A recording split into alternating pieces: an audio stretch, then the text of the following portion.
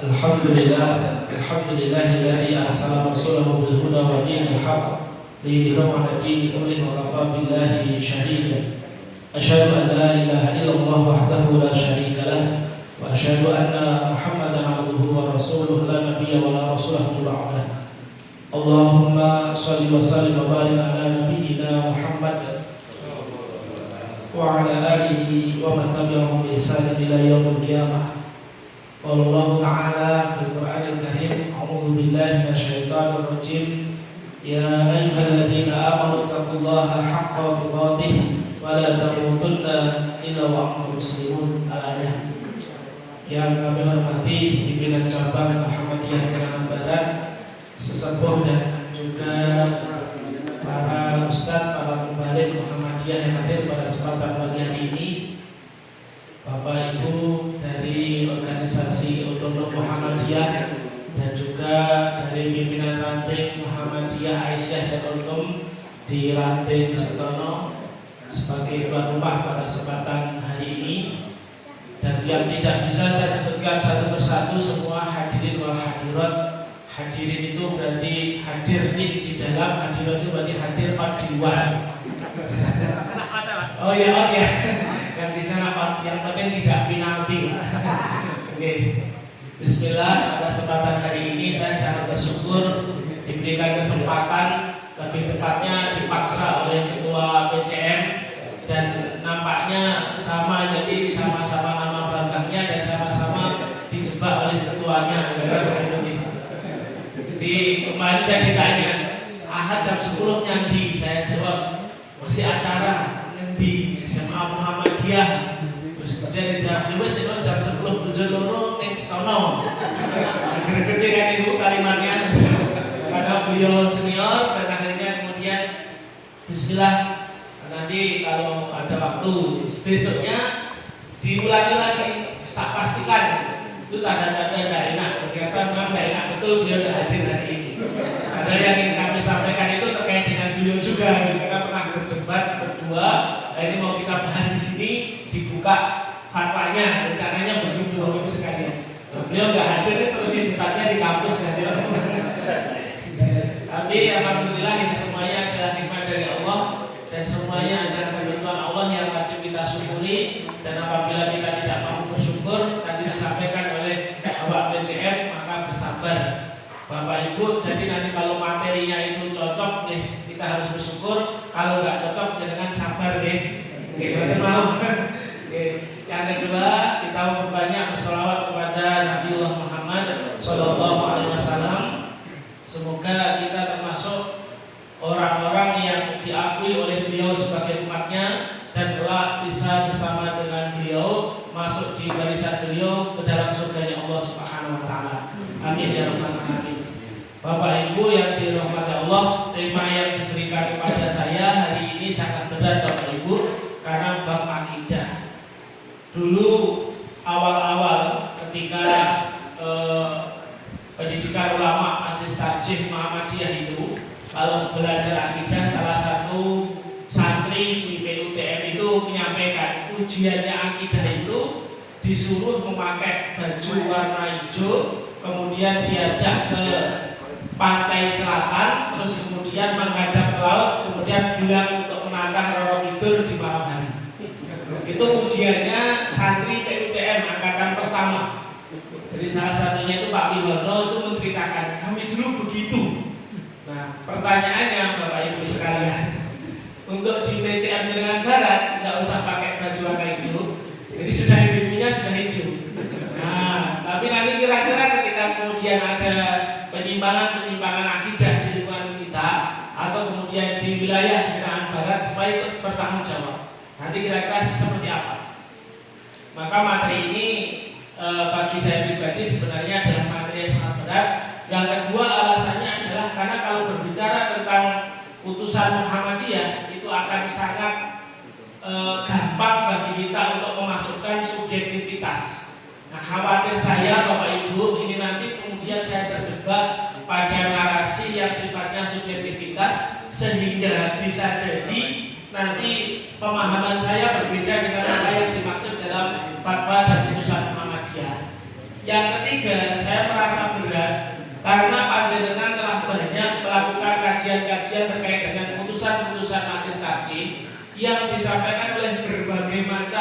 Mubalek dan Ustadz, di mana terkadang antar Ustadz Muhammadiyah pun menanggapi permasalahan sifatnya berbeda-beda. Maka kadang-kadang tilok-liuh kayak Muhammadiyah, padahal sama-sama orang Muhammadiyah. Itu kan beratnya saya begitu Bapak Ibu. Maka saya izin bismillah pada kesempatan siang hari ini menyampaikan yang fondasi terlebih dahulu, baru yang kedua nanti membahas tentang fatwa Muhammadiyah.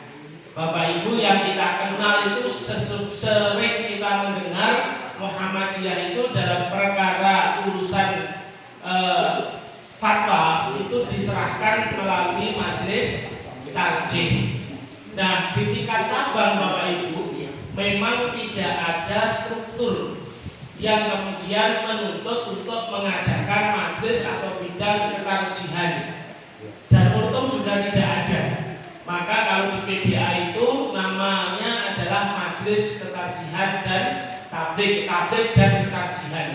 Tapi kalau majelis tarjih dan tajdid itu hanya ada di Muhammadiyah dan hanya ada di pimpinan pusat, wilayah sampai dengan daerah. Oleh karena itu Bapak Ibu, kalau kemudian berbicara tentang majelis tarjih itu maka harus kita pahami tentang manhajnya. Manhaj itu artinya kerangka atau bisa disebut dengan cetakan Bapak Ibu. Jadi misalkan ini musim kemarau terus payai gawe botok, niku cetakane bentuknya niku. Nek cetakane segi 4 ya nanti hasilnya segi 4, cetakannya segi 5 ya segi 5. Ngoten nggih Pak nggih. Nah, manhaj tarjih itu untuk mencetak keputusan.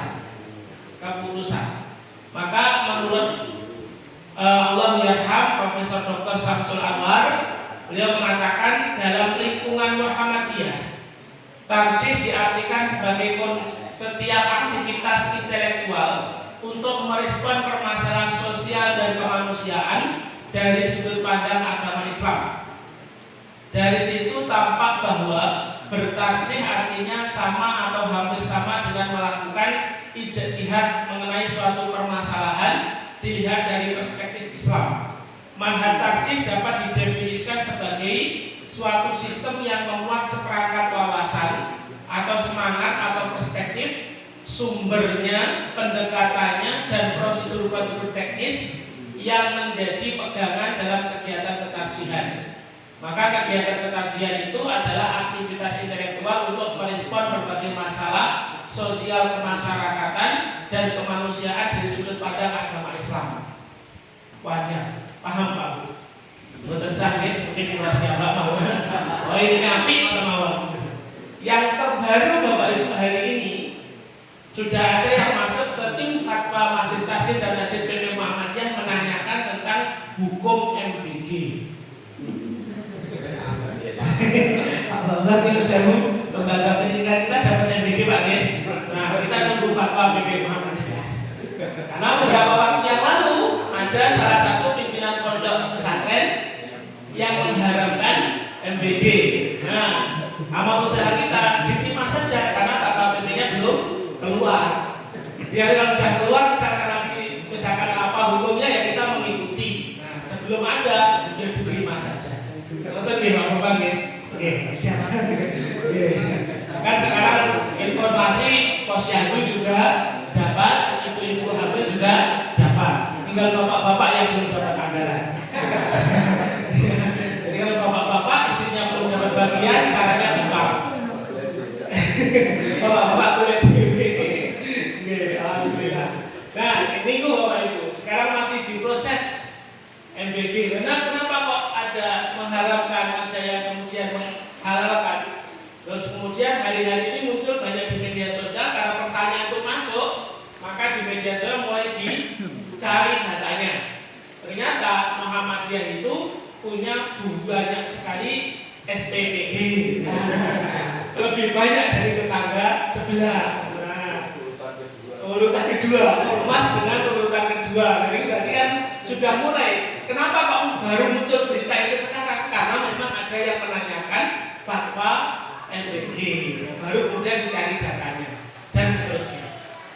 Bapak Ibu yang kami hormati, nah nanti kalau sudah masuk majelis takjim, panjenengan jika sudah ada masalah, jenengan sakit bertanya Bapak Ibu. Nanti kirim surat, kirim WA, kirim pertanyaan ke tim fatwa majelis takjim. Nanti akan mendapatkan jawaban. Saya baru melihat dari jenengan itu baru ada satu pertanyaan Bapak Ibu dari warga masyarakat Jenangan, tapi saya tidak kenal orangnya dari daerah mana. Hanya disebutkan Jenangan, Ponorogo, Jawa Timur, begitu saja. Itu sudah lama Bapak Ibu, baru menemukan satu. Maka kalau kita kemudian sering ada kajian masalah-masalah yang update, nanti tentunya kita bisa bertanya ke tim fatwa. Nah nanti kalau sudah di tim fatwa itu biasanya Bapak Ibu di sana itu tidak langsung dilakukan tarjih, karena tarjih itu artinya adalah mengambil yang rojih, mengambil yang lebih kuat. Jadi kalau ada di Muhammadiyah itu kalau ada dalil yang kemudian sifatnya itu berbeda atau bertentangan, maka tidak langsung ditarjih Bapak Ibu, tidak langsung ditaruhkan, tetapi dilakukan beberapa mekanisme. Yang pertama itu dilakukan al-jam' wa taufik, dikumpulkan dalilnya, lalu kemudian dicari benang merahnya. Contoh bagi perempuan yang ditinggal oleh suaminya, baik karena meninggal dunia atau ditinggal cerai, di dalam ayat Al-Quran terdapat di beberapa tempat dua di antara ayat itu bertentangan. Yang pertama mengatakan 3 bulan masa iddah, yang kedua adalah 4 bulan 10 hari masa iddah. Dua ayat ini berbeda Bapak Ibu, tetapi memiliki makna yang kemudian sebenarnya sama. Yang pertama 3 kali 3 bulan itu maknanya adalah 3 kali menstruasi atau haid. Lalu kemudian 4 bulan 10 hari itu bagi perempuan yang kemudian tidak keluar darah haidnya, mungkin karena hamil atau karena yang lain sebagainya. Maka itu dikumpulkan dan dua-duanya dijadikan sebagai fatwa.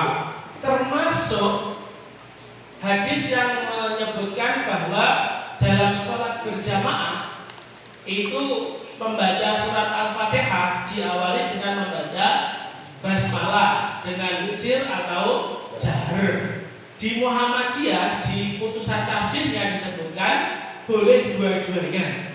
Maka suatu ketika saya pernah mendengar PWM salah satu saat itu kalau tidak salah Prof. Sa'ad Ibrahim masih ketua PWM menyampaikan kok masjid Musala Muhammadiyah imamnya tidak mau baca bismillah dengan jahar, itu malah tidak sesuai dengan tarjih. Jadi kalau meletakkan pokoknya sir terus setiap hari itu malah tidak sesuai dengan tarjih.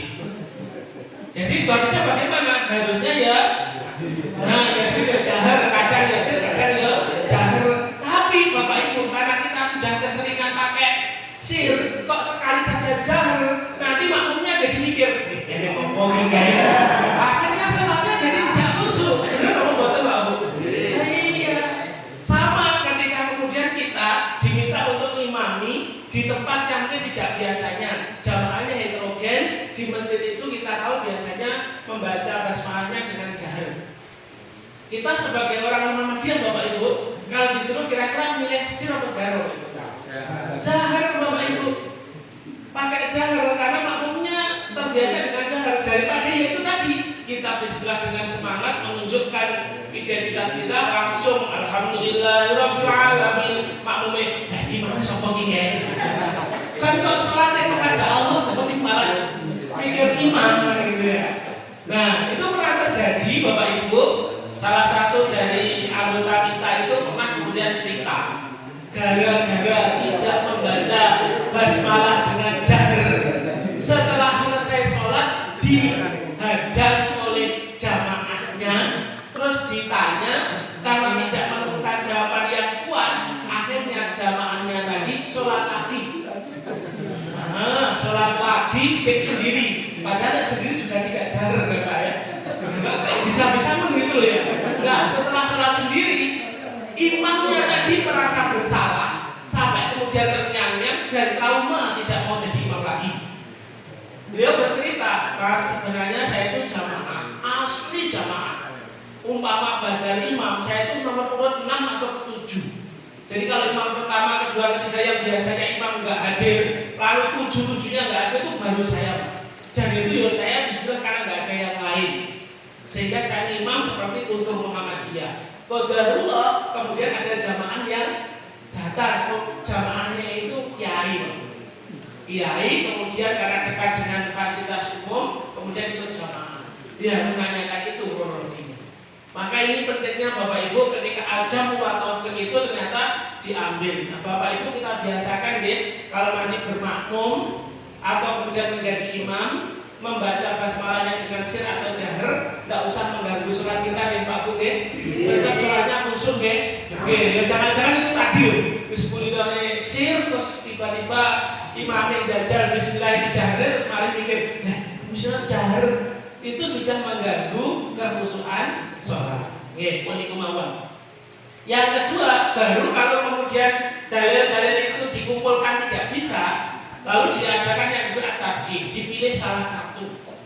Nah, dipilih salah satu Bapak Ibu sekalian. Contohnya apa ketika dipilih salah satu? Misalkan dalam sholat tarawih. Dalam sholat tarawih itu kemudian ada dalil yang mengatakan itu 4, 3 dan ada 2, 2, terus 1 nomor 3. Oke, dengan kawan ini. Ini dibahas kemarin. Nah, itu dua-duanya Bapak Ibu. Mana yang ditarjih? Kalau menurut Muhammadiyah yang dilakukan Rasulullah SAW mengambilnya yang 4, 3. Tapi ada hadis Nabi, nafilatani masna. Sholat sunnah itu 2. Tidak ada yang sholat sunnah itu lebih dari 2 rakaat. Akhirnya dalil itu digunakan. Maka sholat tarawih itu sholat sunnah yang dikhususkan karena tidak 2. Itu penguatan dari Muhammadiyah. Jadi yang tarjih, maka Muhammadiyah biasanya 4, 3. Tetapi supaya tidak kehilangan jamaah, ada yang kemudian 2, 1 atau 2, 3. Wis kok monggo gitu kan. Akhirnya dalilnya bukan mikir lagi hadis atau bukan hadis, mikirnya jamaahku hilang apa ora. Sudah begitu Bapak Ibu. Nah, itu tarjihnya. Yang ketiga an-nasr. Kalau kemudian tidak bisa dipilih mana yang lebih kuat, maka dalil itu salah satunya ditinggalkan, bukan disembunyikan, tapi tidak digunakan. Cukup mengambil salah satu, karena dua-duanya hadisnya sahih atau dua-duanya hasan, derajatnya sama, kemudian statusnya sama, kekuatan hadisnya sama. Sedangkan dua hadis ini memutuskan hal yang berbeda, maka cukup diambil salah satu, satunya kemudian didiamkan. Dipilih salah satu. Nanti kemudian bukan kok kemudian dilakukan dua-duanya malah salah. Pilih salah satu. Namanya an-nasr. Yang keempat, kalau terpaksa kemudian ada masalah, dalilnya tidak ketemu Bapak Ibu, Muhammadiyah itu memilih untuk al-mauquf, yaitu menghentikan pembahasan. Jadi tidak dibahas, tidak diperdebatkan. Kenapa? Karena kalau terus diperdebatkan bisa jadi malah jadi permusuhan pertengkaran. Dan biasanya masalah itu bukan masalah yang qat'i, itu kadang masalah kecil. Perkara masalah kecil kadang-kadang malah kemudian tidak jamaah di masjid. Masya Allah Bapak Ibu. Sudah kira-kira di salah satu masjid Muhammadiyah saya merasa salah juga Bapak Ibu, karena saya salah satu pemateri rutinnya ada mantan ketua takmir yang tidak mau lagi ke masjid. Gara-garanya adalah dirubah kajiannya dari ba'da isya diajukan menjadi ba'da maghrib. Gara-gara waktu pengajian. Ten mriki wonten Pak wonten itu. Yang mantan ketua takmir ada. Kalau sampai terjadi ini programku kok dirubah, ternyata dia pergi. Di Muhammadiyah itu salah satu pilar Islam berkemajuan adalah melembagakan amal soleh. Artinya kalau ada kebaikan kita usulkan dikerjakan Muhammadiyah itu jadi milik bersama, bukan milik pribadi. Betul nggih Pak Bu nggih? Nggih, insyaallah tidak ada. Maksudnya tidak ada yang mau jadi ketua takmir lah. Ada ya. Kita pergi pilihan ketua takmir apa penunjukan Pak biasanya? Penunjukan. Coba ketua takmir itu ada gaji setara dengan pegawai KDMP itu. Pasti nanti rebutan. Oke, tapi itulah kemudian mengurusi agama Allah itu meskipun mikir berat, itu susah, tidak ada bayarnya, tapi ada kebahagiaan dan ketenangan, dan Allah akan membalasnya dengan rezeki yang tidak disangka-sangka. Itu Bapak Ibu yang dirahmati Allah. Itu 4 cara Bapak Ibu, majlis tarjih. Makanya kalau ada masalah sampai sekarang belum ada fatwanya, itu kemudian dimauqufkan. Termasuk ada fatwa Muhammadiyah yang sudah belasan tahun belum diputuskan. Jangan tahu Pak Bu masalah apa ini? Masalah fatwa rokok. Fatwa rokok itu sampai sekarang belum dibawa ke Munas Tarjih dan belum diputuskan bahwa rokok itu haram. Itu statusnya fatwa, belum putusan. Kenapa Bapak Ibu? Di Muhammadiyah itu Majelis Tarjih itu punya 3 produk. Yang paling tinggi itu produk namanya putusan. Kalau putusan itu berarti hasil Munas Tarjih yang sudah di-SK-kan oleh pimpinan pusat Muhammadiyah. Contoh, putusan terbaru dari Tarjih yang disahkan PP Muhammadiyah adalah KHGT, Kalender Hijriyah Global Tunggal. Bapak Ibu pun gadah kalender Pak Bu. Oh dereng. Arab wis ngono. Hurufnya Arab. Mulai tahun lalu 1427 itu sudah kemudian ditetapkan diberlakukan. Nah ini kan tahun baru dapat 1 bulan, Muharram baru selesai, Sofar baru mulai dan mulai menjalankan manten. Jadi kalau perjalanan ke SMA Wibu itu ada 4 Pak. Ada 4 mulai lingkungan terus nilai malih terus kok ya ada 4 itu walimah padahal dari SMA Wibu ke sini. Terus mulai malih. Nah, yang pertama putusan, yang terbaru KHGT. Dengan sakit dulu nek tumbas segini murah Pak Bu. Namun Rp22.349. Di mana? Di toko online. Nah, kemarin saya dimarahi gara-gara orang-orang tidak mencetak kalender Hijriyah. Tapi alhamdulillah kemudian sudah ada di online. Yang kedua ada fatwa. Fatwanya itu adalah respon dari pertanyaan keagamaan yang kemudian disidangkan oleh majelis. Tetapi fatwa ini belum atau tidak dibahas sampai ke SK pimpinan pusat Muhammadiyah. Banyak sekali fatwa-fatwa itu banyak sekali, nanti termasuk yang akan kita bahas fatwa. Yang ketiga produknya ada wacana. Bapak Ibu di masa pandemi COVID beberapa tahun lalu Muhammadiyah pernah membahas tentang hukum sholat Jumat online.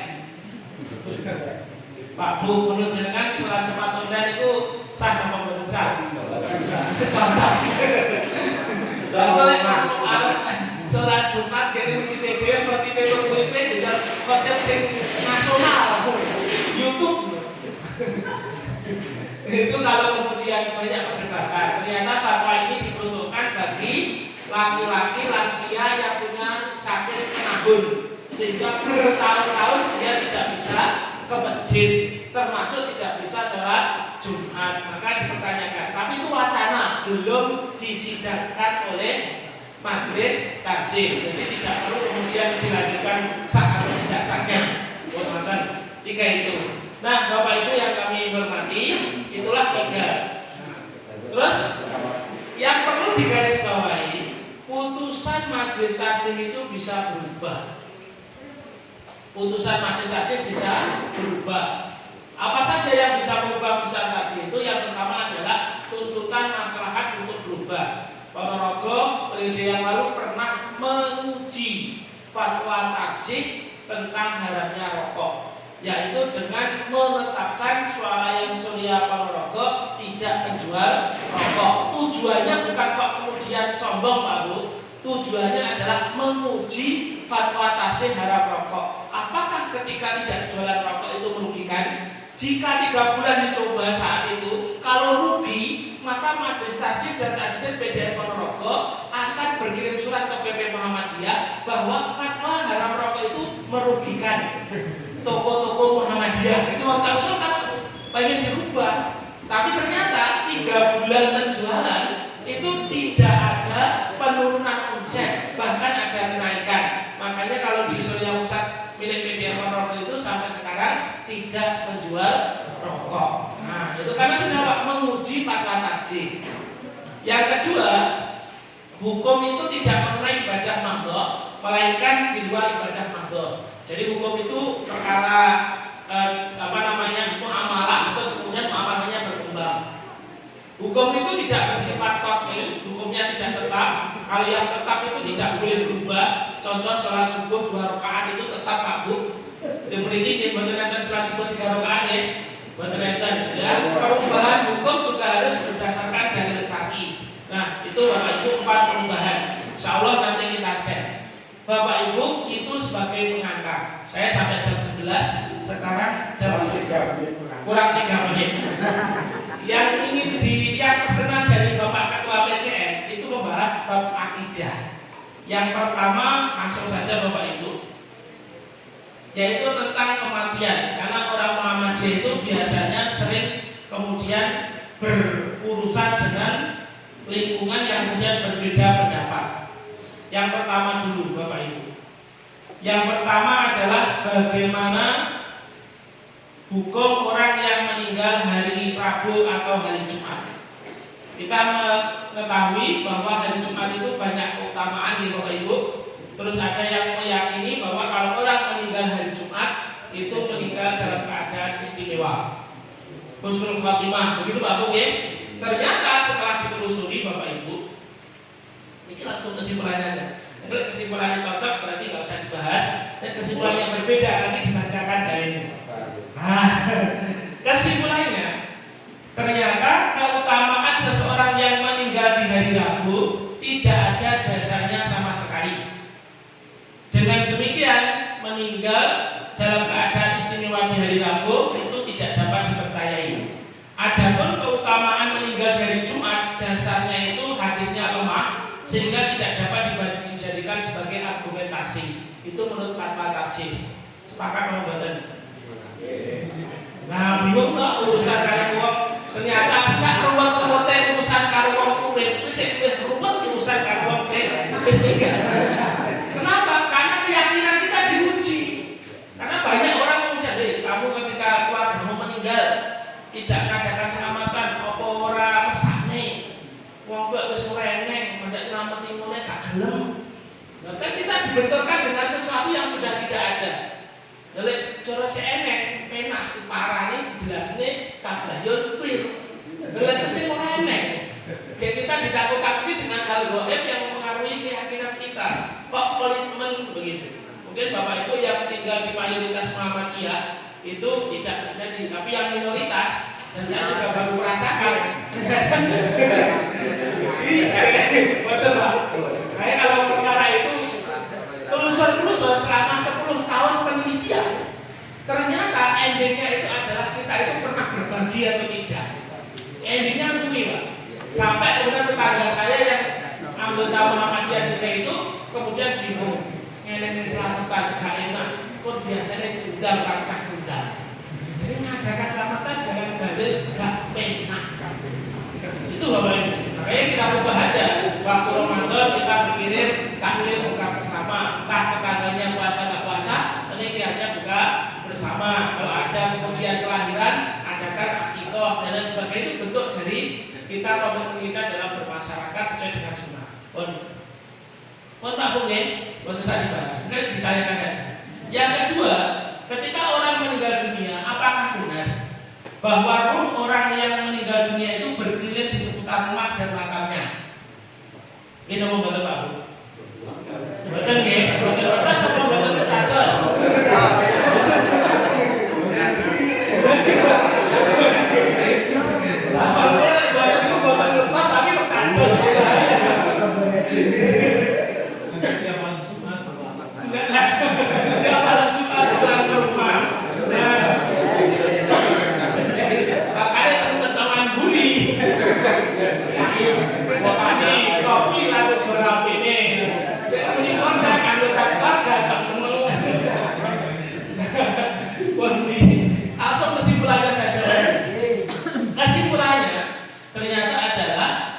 Bahwa hal tersebut tidak ada yang perlu kita yakini, bahwa sesungguhnya manusia itu hanya mengalami 3 alam, alam dunia, alam barzakh dan alam akhirat, tidak ada alam gentayangan.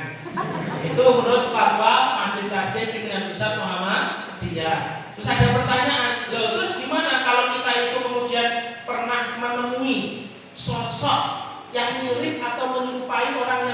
meninggal dunia niku leres apa mboten Pak? Jane nggih mboten leres. Jane nggih mboten leres. Tapi yo yakin. Niku nek ketemu karo Ustaz. Tapi dae piye ae. Ora percaya tapi Pak yo mempengaruhi halusinasi. Satu, secara psikologis apabila yang meninggal itu orang yang dekat dengan kita, orang yang kita kasihi, maka kita itu akan sering memikirkan. Karena sering memikirkan akan nampak kemudian bayangan-bayangan karena sering mengingat. Itu ketok-ketok. Nah itu kan. Nah terus yang kedua, karena ketok beneran, yang misalkan wujudnya memang menyerupai dari orang yang meninggal dunia, wujudnya pocong sing culit-culit itu. Nah itu adalah yang harus kita yakini adalah itu adalah setan yang menggoda kita dengan menyerupai orang-orang yang sudah meninggal dunia. Itu ulahnya setan, betul ya? Berarti tak seperti nama betul kan setan.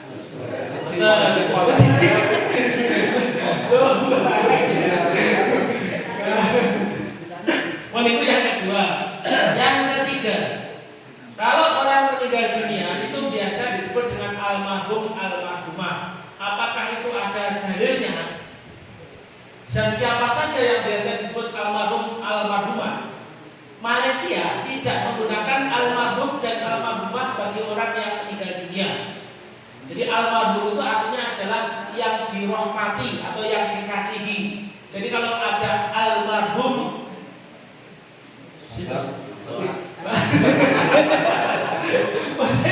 kan sudah meninggal, misalkan ada almarhum Insinyur Soekarno, berarti adalah Insinyur Soekarno semoga dirahmati oleh Allah. Maka hati-hati menggunakan penyebutan almarhum almarhumah. Jangan disebut orang yang semua orang yang meninggal dunia itu dengan almarhum almarhumah. Contoh, ada non muslim meninggal dunia, terus almarhum almarhum Abu Lahab nggak usah didoakan, sudah malah dilanggar saja gitu ya. Nah itu, jadi itu tidak ada dalilnya, itu hanya sebagai doa bagi sesama muslim. Tapi di kultur masyarakat Indonesia dijadikan budaya untuk menyebut orang itu meninggal dunia.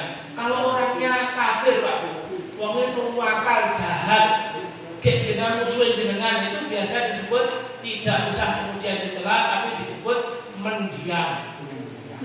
Mendiam menawan itu dan doa. Kalau kemudian di Malaysia yang beda itu bukan almarhum, tapi Allahu yarham. Lebih jelas lagi, semoga Allah merahmati dia yang sudah meninggal dunia tadi. Monggo jenengan dari Malaysia sampai Indonesia. Coba. Titik rego dulu kita dengan Malaysia. Itu pertama monggo almarhum dan almarhumah. Nomor ini nih Pak Bu. Lalu sekawan ya, nomor sekawan. Tadi nomor sekawan menikah tentang masih Tuhan, yaitu ketika kita bertakziah kemudian dihidangkan makanan, bagaimana hukum makan di rumah orang yang berduka? Dipun Pak Bu. Dua lagu ini.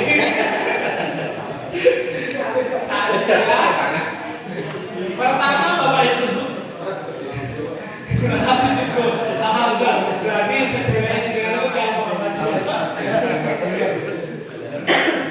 kalau di tempat yang lain Bapak Ibu biasa kita disyukur dan mohon maaf kalau kemudian ada tetangga yang kemudian ya sudah mulai hari pertama itu sudah fasilitas VIP seperti resepsi Bapak Ibu ya.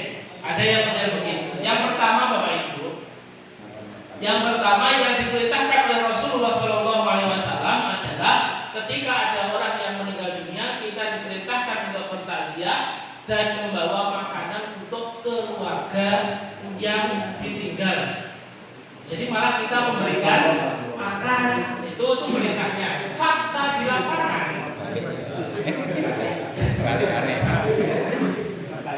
kebalikannya.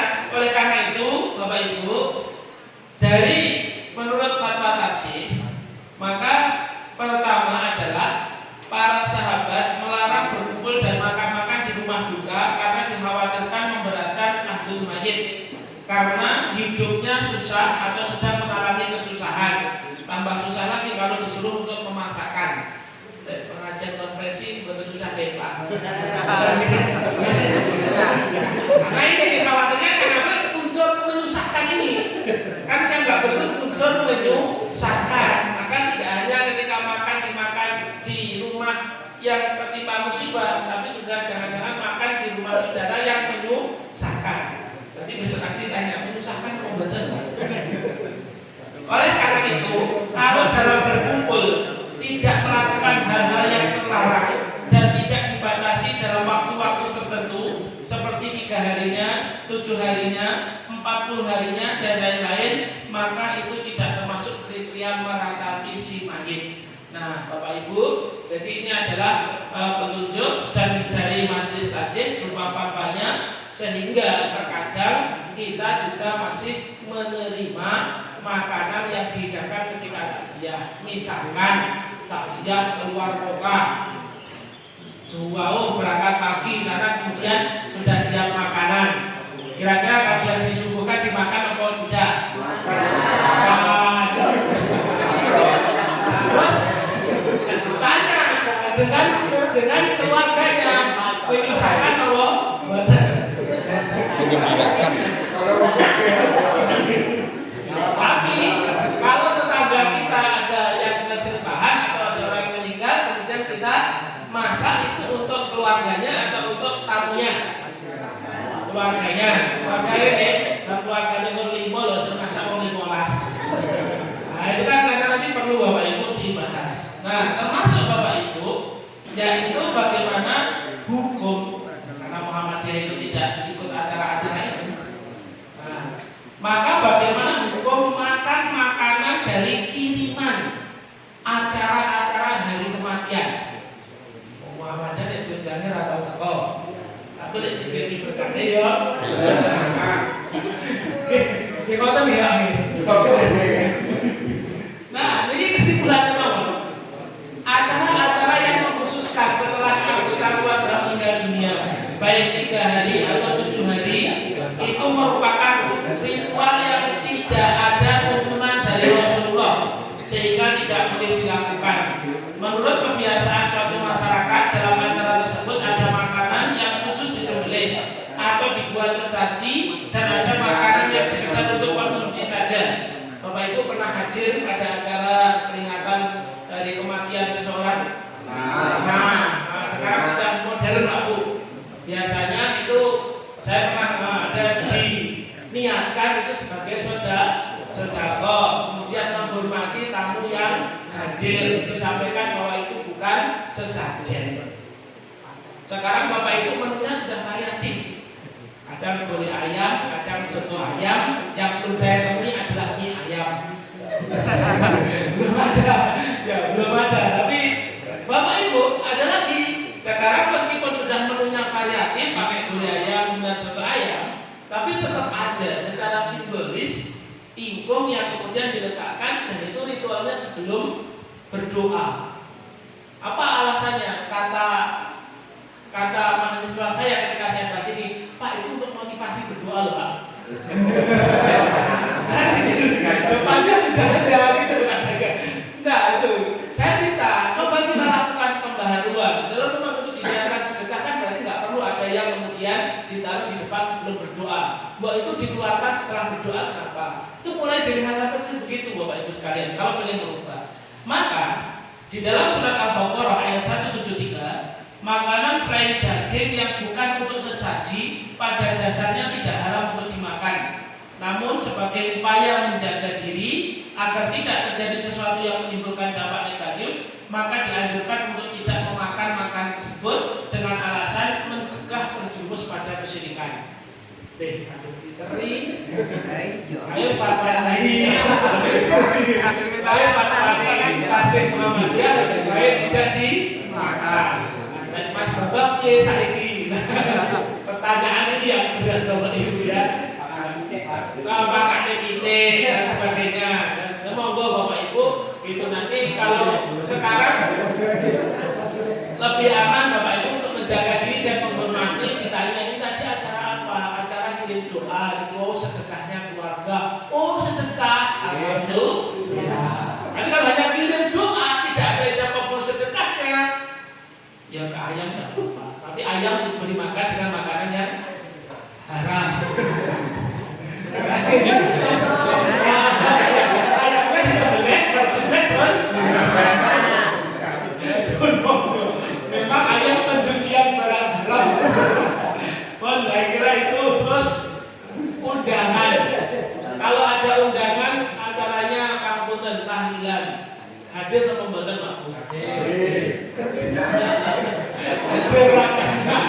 Bapak Ibu fatwa Muhammadiyah itu pertama menyikapi undangan tahlilan kematian, maka bisa saja Bapak minta izin untuk tidak ikut tahlilan dengan alasan paham agama Bapak tidak membolehkan tahlilan untuk kematian. Berani Pak? Bapak Bu. Kasih undangan hari ini baik. Terus kita jawab, maaf ya, tolong disampaikan ke tuan rumah dalam paham agama saya itu perkara yang tidak boleh, maka saya izin tidak hadir. Derewani. Kan saya cuma membacakan kata nih. Yang kedua, tapi Bapak Ibu pengalaman meskipun tidak kemudian izin, tapi kemudian kalau sudah sering tidak hadir, itu ternyata tetangga juga memahami Pak. Oh Mas Bapak kita yang Muhammadiyah, nek acara 3 hari 7 hari bendak tahun dan seterusnya bakal teko. Nek Pak jenenge akikoh teko. Mas Bapak kita harus nek Pak pinten mau nek itu sarang. Eneng ya Pak gitu. Tapi nggih kula mboten napa-napa Bu Yani dah iya. Yang kedua adalah jika kita tidak memungkinkan untuk beralasan seperti itu, maka untuk menghormati yang mengundang, maka hendaklah Bapak bersifat pasif. Yang mana bersifat teko tapi pasif, teko ikon tahlilan menengahi masa itu piring. Susah ya Pak nomor loro ini. Susah betul. Diundang belum teko, tidak ada belum piringnya belum ya belum ngangkat. Tambah susah. Berat loh, satu ya berat, dua ya berat. Maka yang ketiga adalah ketika mayoritas lingkungan masyarakat masih kuat melaksanakan tradisi tersebut, maka sikap kedua di atas bisa dipilih. Tentu Bapak lebih tahu tentang kondisi lingkungan di mana Bapak berdomisili. Yang ketiga adalah diserahkan kepada pribadi masing-masing. Fatwanya jelas, ojo teko. Nek teko pasifo, nek dene sing akut kabeh. Nah itu fatwanya bener. Pun lebih dari jam 11 Bapak Ibu. Ini nanti masih banyak, nanti insya Allah saya share mawon di Pak Bungin. Bukan nanti pelatihan untuk membaca. Ini tadi seputar hal-hal yang mungkin bisa berkaitan dengan keyakinan dan akidah kita, karena itu berkaitan dengan sesuatu yang tidak nampak, sehingga kita sangat kemudian gampang terpengaruh dan kadang-kadang takut dengan sesuatu yang tidak nampak itu. Semoga Allah Subhanahu wa taala menguatkan akidah kita dan dijaga dari sesuatu yang hal-hal yang tidak baik. Ada kesalahan dan kekurangan mohon dimaafkan. Wassallallahu fadlul baik wa basyiril mukminin. Assalamualaikum warahmatullahi wabarakatuh. Banyak tapi kelas itu tadi. Jadi betul apa-apa mungkin sedang undang pakai apa-apa.